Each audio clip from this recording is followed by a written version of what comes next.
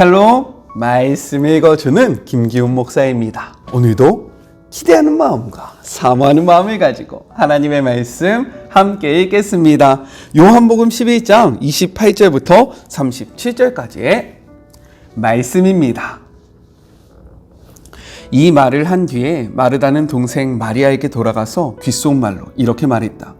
선생님이 오셨는데 너를 찾으시는구나. 이 말을 들은 마리아는 벌떡 일어나 예수께 달려갔다. 예수께서는 아직 마을에 들어가지 않으시고 마르다가 마중 나왔던 곳에 계셨다. 마리아를 위로하던 유대인 친구들은 그녀가 달려가는 것을 보고 그녀가 무덤에 가서 울려는가 생각하고 따라 나섰다.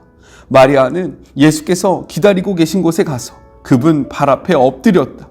주님이 여기에 계시기만 했어도 제 오라버니가 죽지 않았을 것입니다. 마리아와 함께 온 유대인들도 울었다. 그 모습을 보시며 그분 안에 깊은 분노가 북받쳐 올랐다. 예수께서 말씀하셨다. 그를 어디에 두었느냐? 사람들이 말했다. 주님, 와서 보십시오.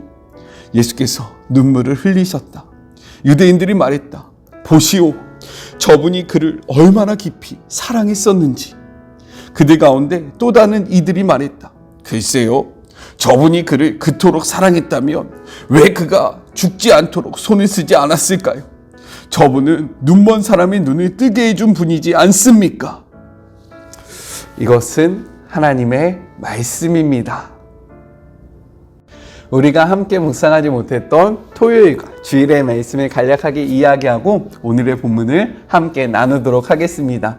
토요일은요 11장 1절부터 16절의 말씀으로 이 말씀은 나사로의 죽음 그리고 예수님께서 그 나사로를 살리신 이 사건의 시작 부분으로 예수님이요 나사로가 죽어간다 라는 소식을 들으십니다. 그런데 바로 그곳으로 가지 아니하시고요 예수님은 나사로의 죽음을 기다리십니다. 그가 죽고 나자 그제서야 내가 나사로를 깨우러 가겠다라고 말씀하신다라는 거예요. 우리는요 어떠한 문제를 직면했을 때 우리의 방법으로 우리의 시간 안에서 이 문제가 해결되기를 소망합니다. 하지만 하나님은요 하나님의 때에 하나님의 방법으로 일하신다라는 거예요. 이 말씀 앞에 하나님의 카이로스가 무엇입니까? 하나님의 때를 기다리고 하나님의 때를 소망하는 우리 모두가 되기를 주님의 이름으로 축복합니다. 주일은요 11장 17절부터 27절의 말씀으로 예수님이 나사로가 죽어있는 베다니로 이동하시는 모습이 담겨져 있습니다. 그곳에 이르자 마르다가 예수님께 나와서요 이렇게 말해요. 예수님이 여기에 계셨으면 자신의 오라버니가 죽지 않았을 것이다 라고 울면서 이야기를 합니다. 이렇게 이야기하는 마르다에게 예수님은 이렇게 말씀하십니다. 우리 25절의 말씀을 같이 한번 읽어볼까요? 예수께서 이르시되 나는 부활이요 생명이니 나를 믿는 자는 죽어도 살겠고 26절입니다. 무릇 살아서 나를 믿는 자는 영원히 죽지 아니하리니 이것을 내가 믿느냐라고 되물으세요. 예수님은요 우리의 한계 안에 갇혀 계신 분이 아닙니다. 예수님이 계셔야지만 그가 살아나는 것이 아니라요. 예수님은 죽은 자도 살리실 수 있는 전능하신 하나님이라는 거예요. 우리의 한계 속에 예수님을 가둬주지 않는 우리 모두가 되기를 주님의 이름으로 축복합니다. 오늘의 본문을 같이 한번 나눠볼까요? 오늘의 본문은 내용상 세 부분으로 나눠서 생각해 볼 수 있어요. 먼저 첫 번째 28절부터 31절 마리아를 부르신 예수님에 대해서 이야기하고 있습니다. 우리 28절의 말씀을 같이 한번 읽어볼까요? 이 말을 하고 돌아서서 가만히 그 자매 마리아를 불러 말하되 선생님이 오셔서 너를 부르신다 하니 라고 기록되어 있습니다. 예수님은요 마르다와 만나 대화하던 베다니 마을 어귀에서 마리아를 기다리십니다. 왜냐하면 마르다에게 예수님은요 부활의 소망과 위로를 전달해 주셨고요 그 부활의 소망을 이제 울고 있는 마리아에게도 전하고 싶으셔서 그를 따로 부르셨다라는 거예요.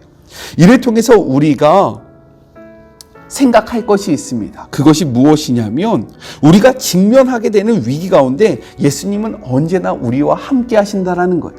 다시 한번 이야기해 볼까요? 우리가 직면하게 되는 위기 가운데 예수님은 언제나 우리와 함께하고 계신다라는 겁니다. 우리 말씀을 통해서 확인해 볼까요? 마태복음 28장 20절의 말씀입니다. 내가 너희에게 분부한 모든 것을 가리켜 지키게 하라. 볼지어다 내가 세상 끝날까지 너희와 항상 함께 있으리라 하시니라. 이것이 바로 임마누엘의 은혜이고 이것은 하나님의 약속입니다. 우리가 어떠한 상황 가운데 있을지라도 하나님은 그곳에 함께하고 계십니다.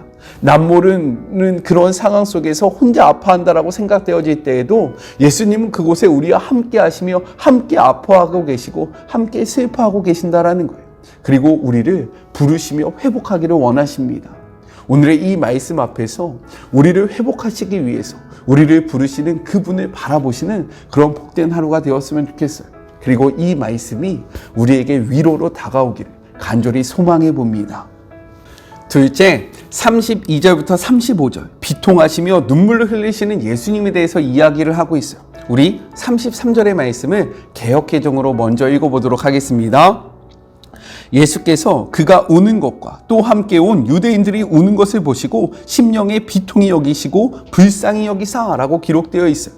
여기서 심령에 비통히 여기시고 불쌍히 여기사라는 이러한 표현은요, 예수님께서 분노의 격한 감정으로 흔들리셨음을 나타내고 있습니다.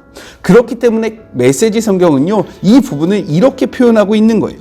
마리아와 함께 온 유대인들도 울었다. 그 모습을 보시며 그분 안에 깊은 분노가 북받쳐 올랐다라고 기록되어 있습니다.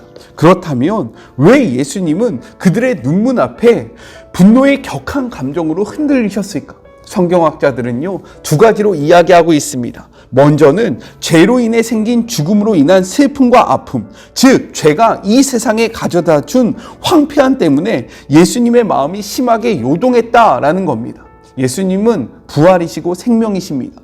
이러한 예수님 앞에서 아직도 죽음이 그 기승을 부리면서요, 수많은 사람들로 하여금 극한 슬픔과 낙심으로 몰아간 이러한 모습으로 말미암아 예수님으로 하여금 분노의 격한 감정을 느끼겠다라고 이야기할 수 있는 거예요.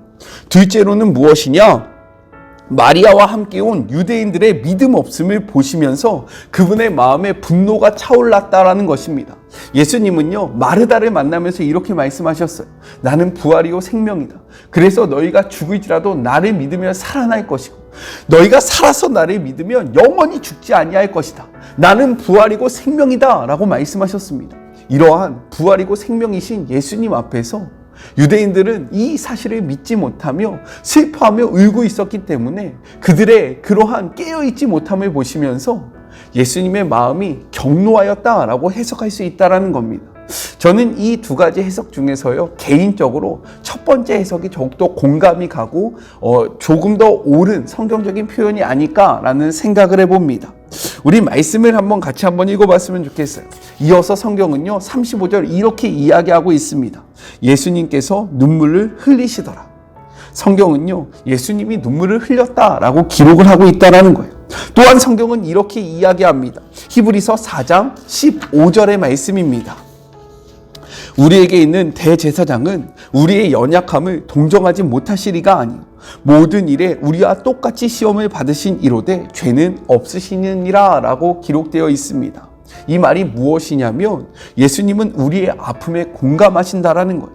예수님은 완전한 신이셨지만 완벽한 인간으로 우리 가운데 계셨습니다. 그렇기 때문에 마르다와 마리아 그리고 많은 유대인들의 눈물 가운데 함께 슬퍼하였다라고 성경은 이야기하고 있는 거예요. 이렇듯 우리의 예수님은요, 우리와 함께 아파하시고 우리와 함께 공감하시며 우리와 동행하고 계신다라는 거예요. 이 메시지 앞에 위로를 얻으시기를 소망합니다. 우리가 아파하실 때, 우리가 아파할 때 예수님이 나 몰라 하시면서 야, 이놈들 잘 됐다. 너 그럴 줄 알았어. 라고 정말로 통쾌하시는 것이 아니라 우리가 아파하고 슬퍼하실 때 우리의 아픔과 슬픔에 공감하시면서 함께 울고 계신 그 예수님을 발견하는 그런 복된 하루가 되었으면 좋겠습니다. 마지막 셋째입니다. 36절부터 37절 유대인들의 반응에 대해서 기록을 하고 있어요. 예수님이 눈물을 흘리자 사람들이 저마다의 해석으로 그 의미를 이야기합니다.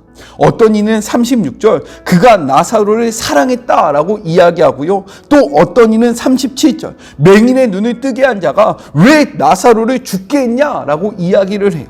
이는 나사로를 사랑하고 살릴 능력이 있었다면 나사로를 죽게 해서는 안 되었다라고 이야기를 하고 있는 겁니다.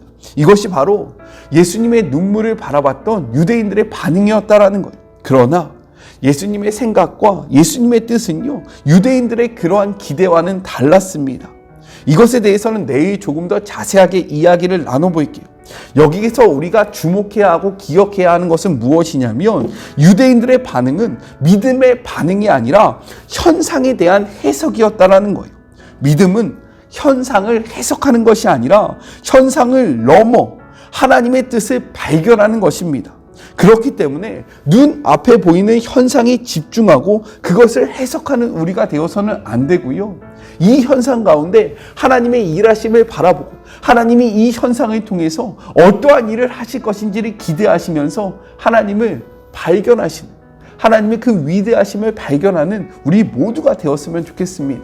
하나님은요, 우리가 생각하는 것 이상으로 뛰어나신 분이시고, 하나님은요, 감히 우리의 생각으로 담을 수 없는 분이시기 때문입니다. 이러한 위대하신 하나님을 발견하시는 그런 복된 하루가 되기를 주님의 이름으로 축복하고 소망합니다. 우리 같이 기도할까요? 하나님 감사합니다. 우리의 아픔에 같이 아파하시고 우리의 슬픔에 같이 슬퍼하시는 예수님의 모습을 바라보며 우리가 위로받기를 원합니다. 이 땅에서는요, 참 많은 아픔과 슬픔이 있습니다. 그런데 더욱더 슬픈 것은 무엇이냐? 나만 아픈 것 같고 나만 슬픈 것 같고 다른 모든 이들은 행복한 것 같은 이러한 모습 때문에 우리가 더욱더 힘들고 우리가 더욱더 아픕니다. 나의 아픔에 공감하지 않는 이 세상의 사람들을 바라보면서 더욱더 외롭고 힘이 듭니다. 하지만 오늘의 말씀은 이야기합니다. 우리가 울 때에 함께 울고 계신 주님의 모습을 말씀하고 있습니다. 주님, 이 말씀이 우리 사랑하는 마리모 가족들에게 위로와 소망이 되게 하여 주시옵소서. 우는 자들과 함께 울고 계시고 웃는 자들과 함께 웃고 계시는 예수님의 그 모습을 발견하는 우리 모두가 되기를 소망합니다. 또한 예수님을 우리의 한계 안에 가둬두지 않기를 소망하오니 뛰어나신 하나님, 위대하신 하나님을 발견하는 우리 모두가 되기를 간절히 소망합니다. 주님, 믿음의 눈을 들어 현상을 바라보고 현상을 해석하지 않게 하여 주시고 이 현상 가운데 역사하시는 하나님의 일하심을 발견하는 우리 모두가 되게 하여 주시옵소서. 함께 하실 주님을 기대하며 거룩하신 예수님의 이름으로 기도드립니다. 아멘. 오늘의 말씀을 통해서 위로를 얻으시는 복된 하루가 되었으면 좋겠습니다. 저는요, 또 내일 만나도록 할게요. 사랑하고 주님의 이름으로 축복하면서 오늘 하루도 힘내세요. 우리 내일 만나요. 안녕. 오늘도 수고하셨습니다.